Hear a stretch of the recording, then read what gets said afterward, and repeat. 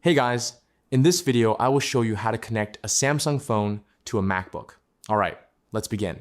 First, grab a USB-C cable and connect your Samsung phone to your MacBook. Plug one end into your phone and the other end into your Mac computer. Once connected, unlock your Samsung phone and allow any permissions or notifications that appear on the screen. Next, swipe down from the top of your phone to open the notification panel. Tap on the USB notification that says, charging this device via USB, or something similar. This will open the USB preferences menu. From there, select the option called Transferring Files or Android Auto. You may also need to enter your phone password to confirm the connection. After that, head over to your MacBook and press the Command key and spacebar at the same time to open Spotlight Search.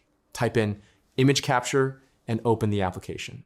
Once the app opens, your Samsung phone should appear in the sidebar. You'll now be able to view, transfer, and download photos and videos directly from your Samsung phone to your MacBook. So that's basically how you can connect a Samsung phone to a MacBook. That's it for this video. Thanks.